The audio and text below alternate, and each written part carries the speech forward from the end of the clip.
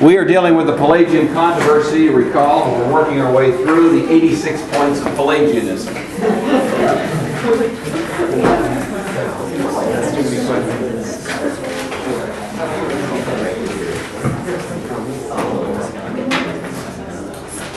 Did I get to number 11? Did I get that? Through number 12. 12. The advantage of Christianity, sinlessness made easy. We got that far? Yes. All right.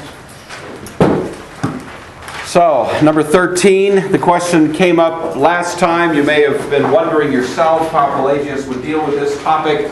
What's the point of Jesus?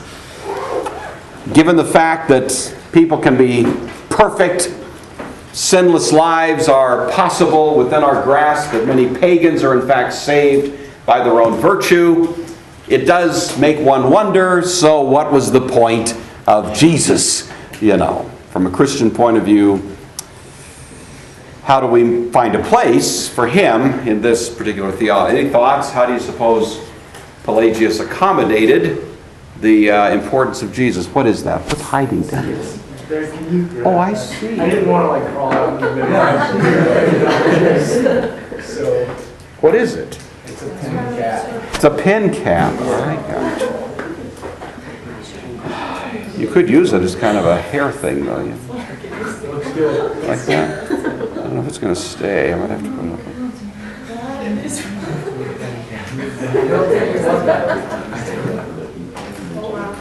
All right. Does anybody have a theory? Anybody have a theory? What do you suppose? Quiet, please, my friends. Back to work here. Sydney, what do you suppose is the place for Jesus that Pelagius creates? Well, would he be just a good role model Yes. for us to follow and model our actions after? That's precisely it. Liberalism generally, and Pelagius is one of the great liberals in history, the place they find for Jesus typically is related to his function or value as an example. So I'm supposed to look to him as the one who gives me a model for my own life, and that's the great benefit that he offers. Pelagius wants none of this nonsense about Jesus dying an atoning death on the cross, for goodness sakes. You know, hopefully we got rid of that back in the first century. We're sophisticated, up-to-date 4th century people here. We don't need to have that sort of backwards view of the work of Christ. Rather, he is simply the great role model, and certainly the crucifixion is important because this is the supreme act of self-sacrifice to which we are all called, right? But this business about dying for our sins and all of that, that's way beneath his dignity. Stephen. Why would Pelagius even address the whole issue of Jesus? Because wouldn't he not like the whole concept of what Jesus stood for, because he claimed to be the Son of God and said that he died for our sins? Wouldn't that be kind of just... He would say that, as many liberal scholars would, that Jesus says precious little about dying for our sins, and that was probably added later. Jesus basically talks about a life of ethics. You read the Sermon on the Mount, you read nothing about dying for our sins. You read about, what? Turning the other cheek, self-sacrificial living, you know.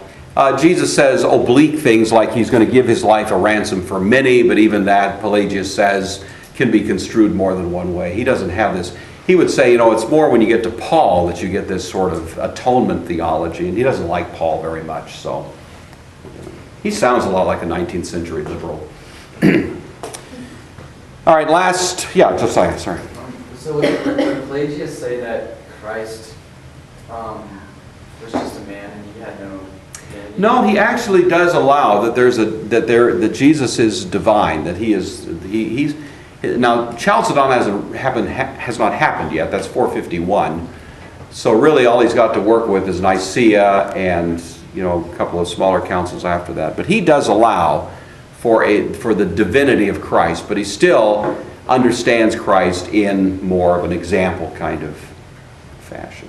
Okay. Because it kind of seems weird, because if you're going to set someone up as an example, it seems like you must have another human just to be as an example. Yeah. Because it seems like it's almost kind of impossible to do what something that was divine can do. Yeah. Even though Christ commands us to be perfect like he is, but Right. there's a role But he says that even though Jesus has divinity about him, he's nevertheless living a human life. And he's living a human life relying on the strength of God in the very same way that you can live a human life relying on God's strength. And you do have biblical support for that Jesus acted through the Spirit, and so on. Yeah. All right, the last point, number 14 of the 48 points, the only, or what did I say, 84? Anyway, the 14th, the last one I'm going to give you. I'll relieve you of the rest of them. Is that the human will is totally free. He is one of the great free will champions in church history. The human will is utterly, totally, absolutely unencumbered by any constraint, perfectly free. That means you are able to live a perfect life if you simply choose to. You have that capacity. He doesn't like any ideas of being a slave to sin, as the Apostle Paul says. That kind of thing he doesn't like. Yeah. Can you repeat number 13? Number 13, Christ is the supreme example.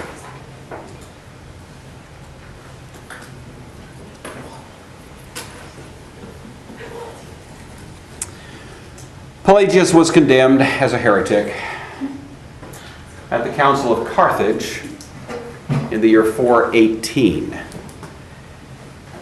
We're not too surprised at that, because who would be the dominant personality in the vicinity of Carthage? Who would be probably the most famous Christian within 100 miles or so of Carthage, Matt? I think it's Augustine. This would be Augustine, yes. Hippo is a little town not far from Carthage. So a council is convened in Carthage to deal with the problem of Pelagius, and they, not surprisingly, reach the conclusion that the guy is a flaming heretic, and they condemn him as such. This, however, is not a decision of the church generally. It's not an ecumenical council. This is a minor, more regional council, but it is the one point where, typically we would say he was condemned. So that's Pelagianism. If we're looking at a spectrum, we have Pelagius over here, we have Augustine over here. I want to give you now the Augustinian response. This is in a mere 8 points, but some of the points have subpoints. So,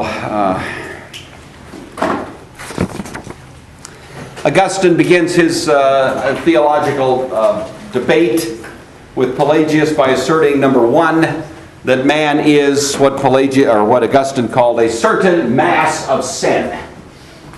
Sounding somewhat different from Pelagius. A mass of sin.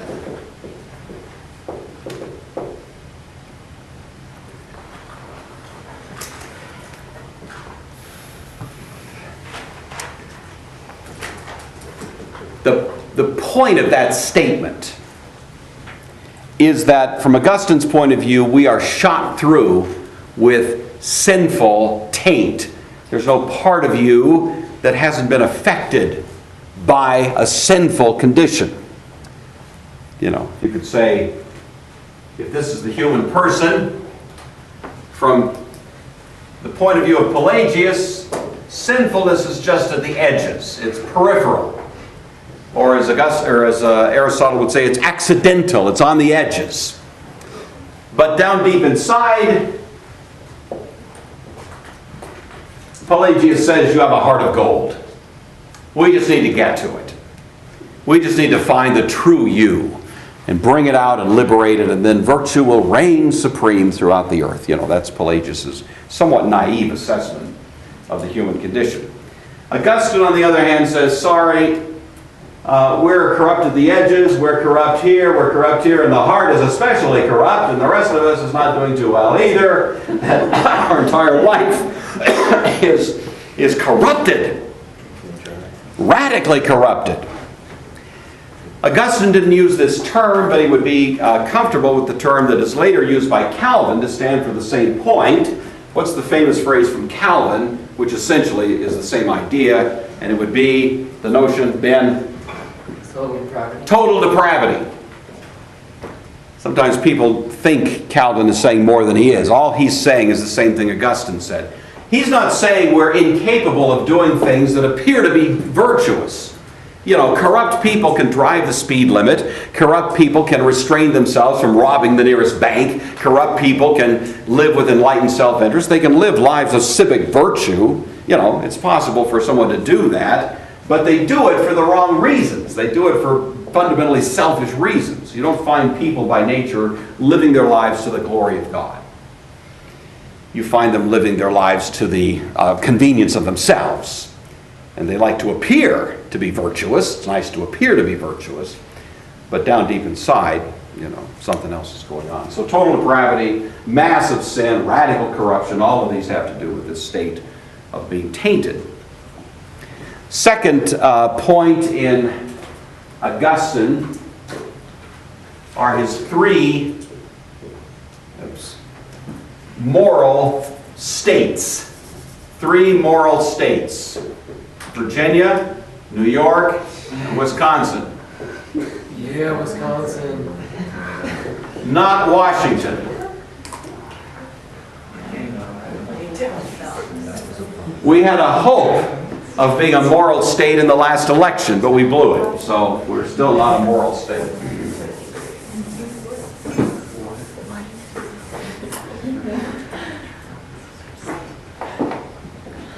The three moral states are posse, peccare, posse, non peccare, and non posse, non peccare. It's a lot to write. And I don't know why I bother, because you can't read it anyway, but there it is. Posse peccare, posse peccare. Actually, it's good Latin. It's also good Italian. Posse peccare. Anybody take a shot at that? What does that mean in Latin? Go ahead, Jake. Does it mean able to sin? It's exactly what it means. Okay. Able, posse, peccare, to sin. So this is the first of Augustine's three moral conditions in which a person might find himself or herself, namely having the ability to sin. Now on that basis, Trevor, we could probably extrapolate what is the meaning of posse non peccare. What does that mean? Able to not sin. Exactly. The moral condition of being able not to sin, or able to keep from sinning. And then, Megan, armed with that information, you can easily extrapolate the meaning of the third one, non posse non peccare, and the double negative in Latin, which is permissible, not so good in English. But what would that mean? We'll be not able to not sin. Exactly. Not able to not sin. What's the force of that? Put that in your own words, Kayla. If a person is not able to not sin, how might you otherwise state that? What's that person's You're situation? always sinning. That's right. You can't keep from it. You're constantly unable to not resist. You know, it's like a drug addict. Drug addicts make resolutions over and over. They shoot up or take or snort or whatever is their, ingestion mechanism of choice.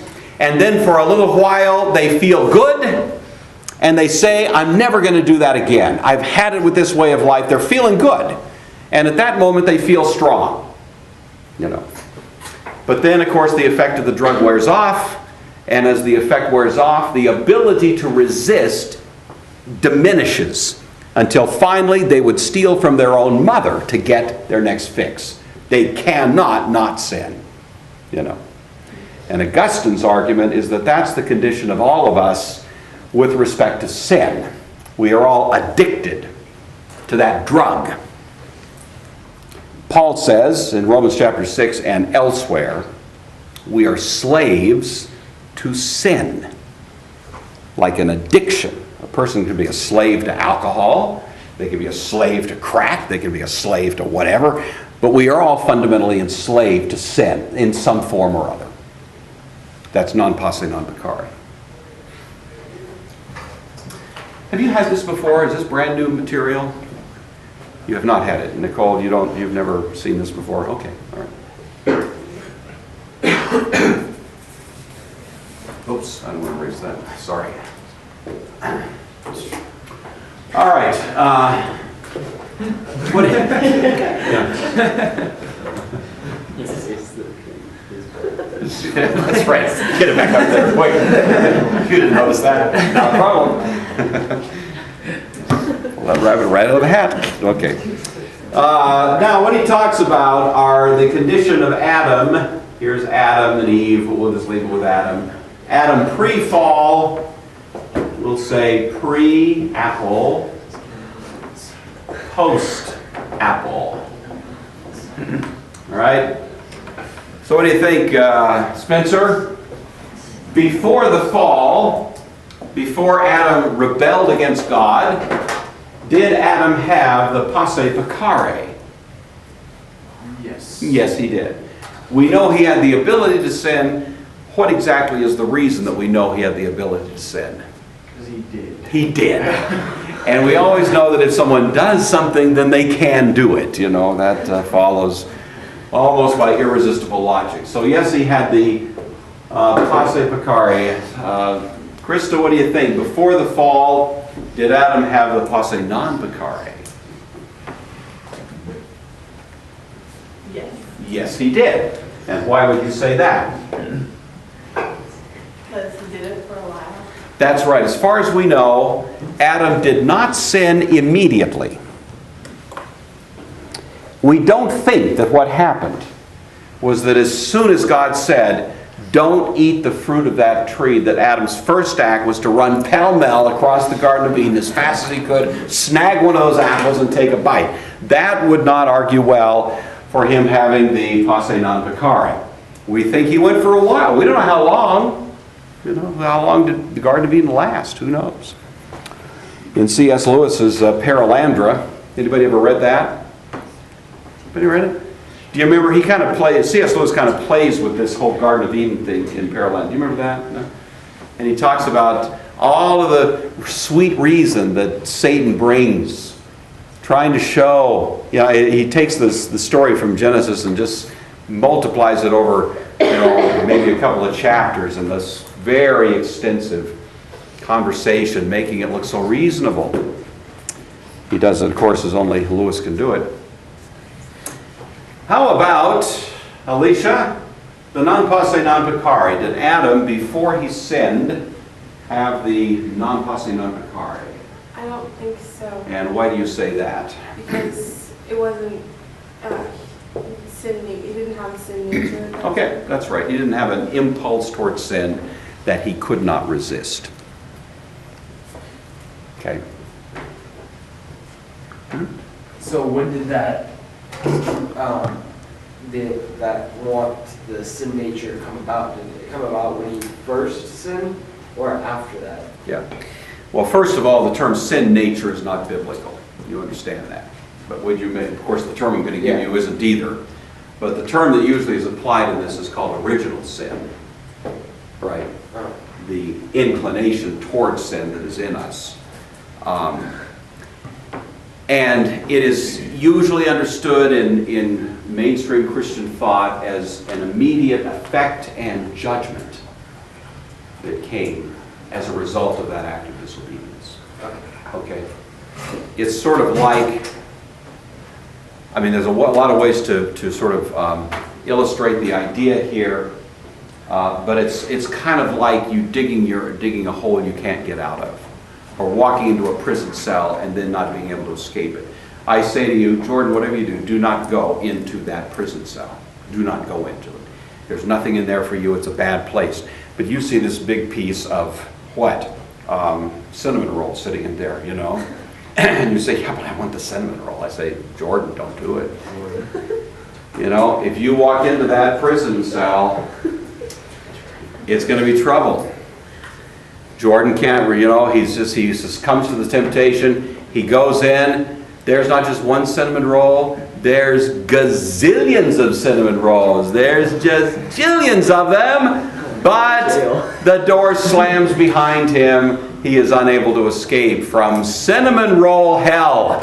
You know, he is stuck there. I know that seems oxymoronic to you, but as wonderful as they are, if all you had was to eat was cinnamon rolls for the rest of your life, you would get real tired of cinnamon rolls. You know, you'd give anything for some green beans. You would broccoli, please. You know, but that's what happens. We have chosen sin, and God has made us a slave to the thing we wanted. It's called judgment in kind. He made us a slave to the very thing that we wanted as an act of disobedience. Does that kind of make sense? All right. Adam sins, and then we have a different situation here. Nicole, after the sin of Adam, does he continue to retain the posse peccare? Yes. He does. He certainly continues to be able to sin. Avery, after the fall, does Adam maintain the posse non peccare? At moments, yes. I don't know if that's as a generality, like as a lifelong thing or not. Okay, what do you think Augustine's answer would be to this? Probably It's no. going to be, okay, probably no is right, yeah. Yeah, so, I know what you're saying, that it seems that at moments people can do virtuous things. They're not always doing ugly, horrific, terrible, offensive things. But Augustine would say that even those times when we're doing things that seem virtuous, they're not motivated by virtuous desires. They're still fundamentally corrupt. Sarah, how about the third one? After the fall, would Augustine say we continue, or do we acquire the non posse non peccare? Yes. And that's the whole point.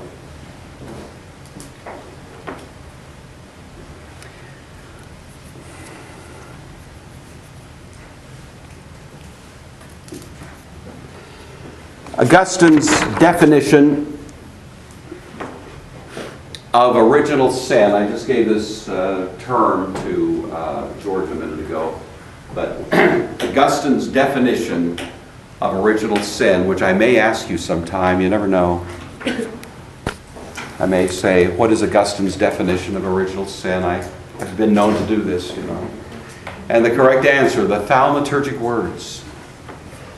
The words that will so delight me that I will be almost irresistibly inclined to put an A at the top of your test without even looking at the rest of it. Because it will so delight my soul. Augustine's definition of original sin is non posse non peccare. The inability to keep from sinning. He doesn't go into the metaphysics of it. Now, the reason I kind of objected a little bit, you may have picked up if you were half awake when Jordan said sinful nature.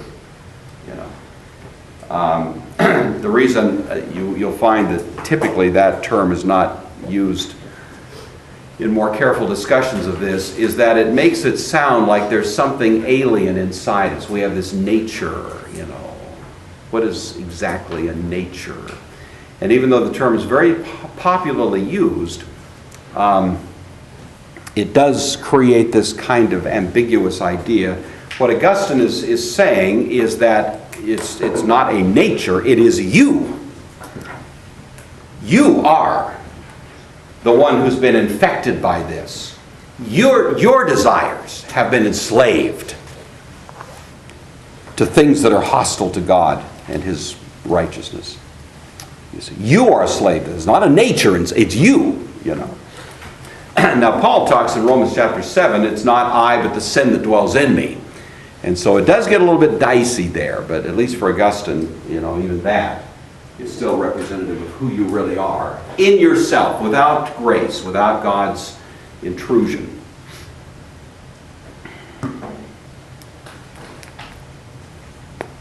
All right, next. We have the three moral states. You've got them. The next one is non-posse, non-mori. M-O-R-I. Non posse, non mori. Any idea what that would mean, Sydney? Any thoughts? What would non posse, non more mean, you suppose? Well, morir means to die. I think. Correct. So it's not possible not to die. Exactly. What did Pelagius say on the subject of our mortality? Remember that? What was Pelagius's theory of mortality? Alicia? In his second point, he was saying that Adam was mortal, and even if he hadn't fallen, he would have died anyway. It's right. That's Pelagius's view. Adam was mortal from his birth. He was going to die either way, as all the rest of us would. The traditional Christian view, and certainly Augustine's view, was that death came as a judgment. In the day you eat thereof, you shall surely die. Death comes as part of the negative response of God to our sin, not as a natural condition of our, birth and so on. And so, what Augustine is saying is, as a result of the fall, we lose the ability to stay alive. We may stretch out our time. I have a gal that comes to my Sunday school class at First Presbyterian, who is, just last Sunday, celebrated her 100th birthday. And she's just this lovely, spry little lady, walks in. She's 100 years old. I asked her this yesterday. I said, "You going to go for another 100? And she says, why not? Got nothing else to do. So who knows? Maybe she'll do it. But even she, with all of her good genetics and whatever it is that's kept her alive all that long, is probably going to die someday, as am I, as are you. Ordinary course of events, the Lord not returning and something like that, interrupting all of this. But basically, we're all going to die someday. We can't keep it. We can't keep from it. Howard Hughes famously spent a lot of money hoping to do what to avoid death? Do you know Howard Hughes? Famous guy, very rich. And he did not want to die. He was OCD on steroids by the last few years of his life. Terrified of infection, terrified of germs. He had to go through this incredible ritual to even see him, like paper towels and stuff to touch the doorknobs, all this. But anybody know what he was trying to do, Megan? Well, what he did is he wouldn't let anyone see him, and he lived in this totally sterile house by himself. Yeah, that's right. Okay, here's what he was doing. He was actually investing heavily in and seeking to determine whether he could be freeze-dried. Like cryogenics, just be frozen, instant frozen, and maybe kept in that state for a couple of 100 years, because he assumed that, hey, in a couple of 100 years, we are going to discover the key to living forever. We just haven't quite gotten there yet. And he thought he had the money, he could, just freeze himself, and then they'd wake him up in a couple 100 years and say, here's the pill, pal, you can live forever. And it didn't work out. He actually did die, as far as we know. But people desperately want to stay alive.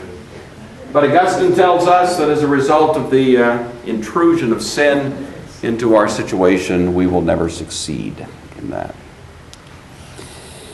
Number 4 of Augustine's theology, the human will is enslaved.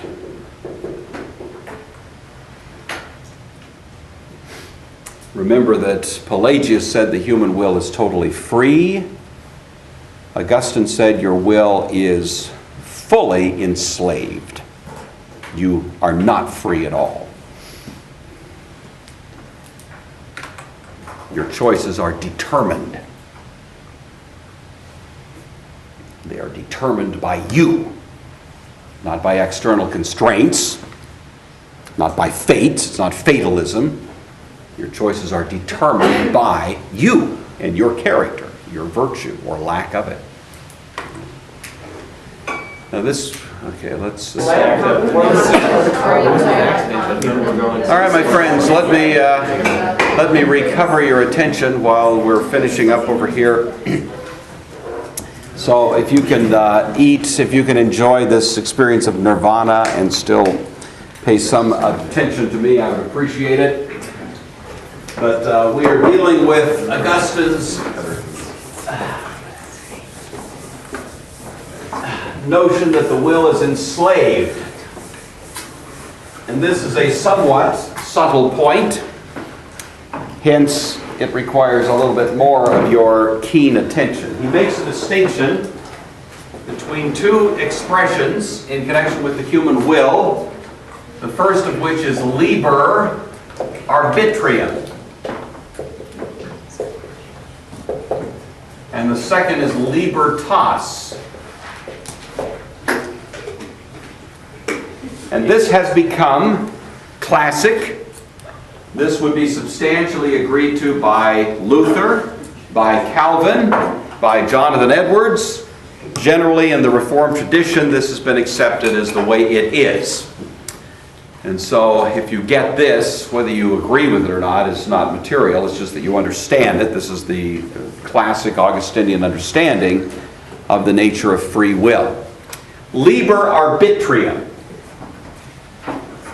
basically simply means free will.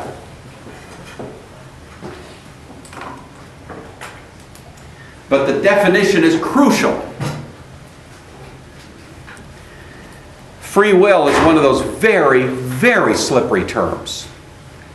We use it casually. Well, they did that of their own free will. It's a choice they made of their own free will. We rarely put that expression under a microscope and ask, what exactly is that thing that we call free will? What is it? You know. And therefore, because it's so squishy, tends to explain a lot of stuff in a rather strange way. Augustine's definition of free will is, so this is what you want to know, and these are the best words to capture it. The ability to choose what you want the most. The ability to choose what you want the most.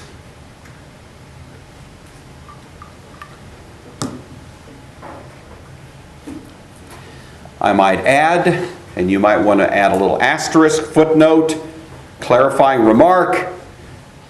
For Augustine, free will is not only the ability to choose what you want the most, but he would also say you invariably do choose what you want the most at any given moment.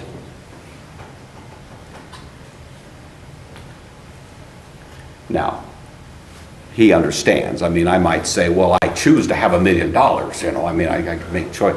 He means among the things that are actually rationally available to you at any given moment. I choose to fly by flapping my arms. Well, that doesn't necessarily mean I can make that choice and have it work out that way. But he means in terms of the, circumstances of your life. You are all, at least as far as I can tell right at this moment, ingesting little delicious morsels of cinnamon roll. And Augustine would say the reason you are doing this is because you want to. You're not under compulsion. You are doing what you are freely choosing to do, but in fact at this very given moment, it's what you want to do the most. That's why you're doing it. So your free choice, please get this, is determined by your strongest desire at the moment of the choice. Free will is determined by you.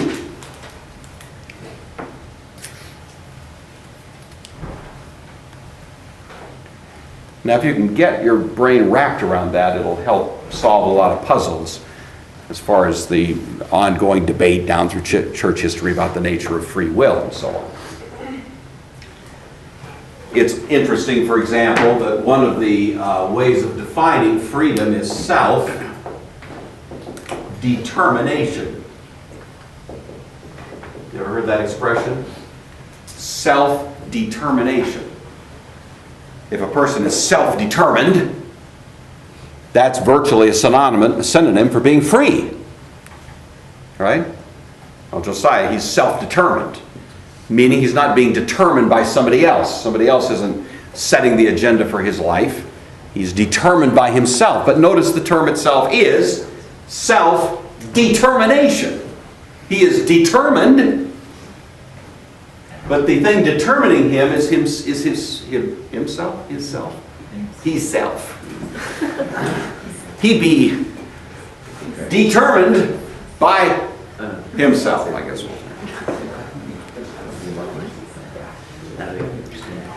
And Augustine would say, and this is the point where people usually get a little bit juiced up, you always, always, always, at any given moment, whenever you exercise the power of choice, you will always invariably choose what you want the most at that moment. No exceptions. That's what makes you free. You will never choose against your strongest desire at the given moment.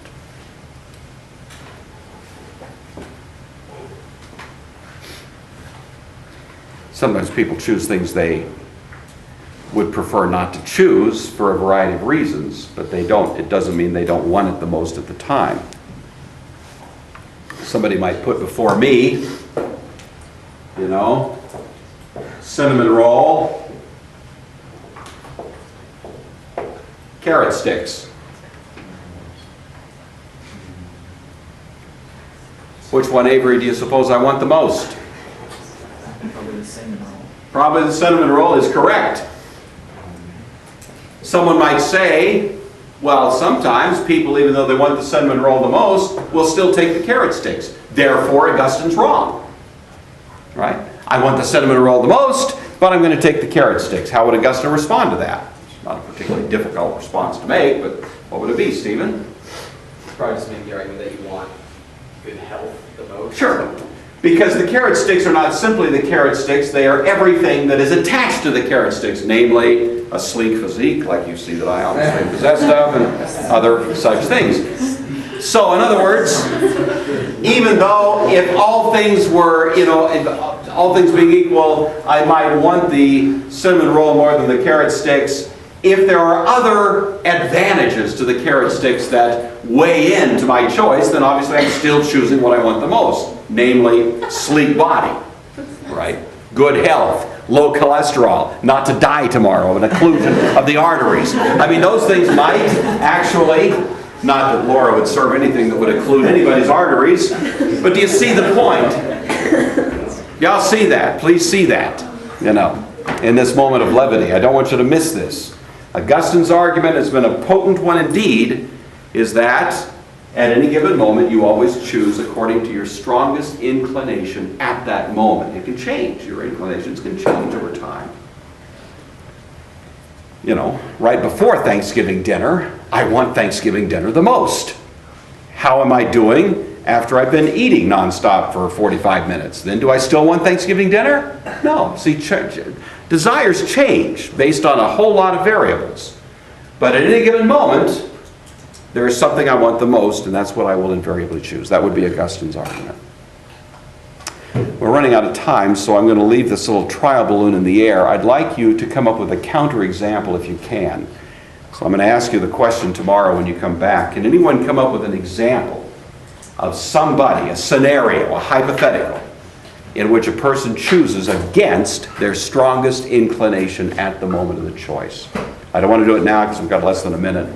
So if you got a good example, Ben, hang on to it. We have the class tomorrow. Don't we have class tomorrow? No. Oh, we don't, for Pete's sake. What is this? You don't need choir. Just come here, We're actually setting up for our Thanksgiving. You're setting up for Thanksgiving. Oh, that's even better. That's nice. I like that. That's okay. I will. On second thought, I see. I've got illumination happening to me. All right. Listen to me. Listen. Stop talking and listen to what I'm about to say, since I won't see you again for a week. Right? I want you to come back next Monday. You've got all Thanksgiving to think about a counterexample. Come back with your best example of someone choosing against their strongest desire at the moment. Goodbye.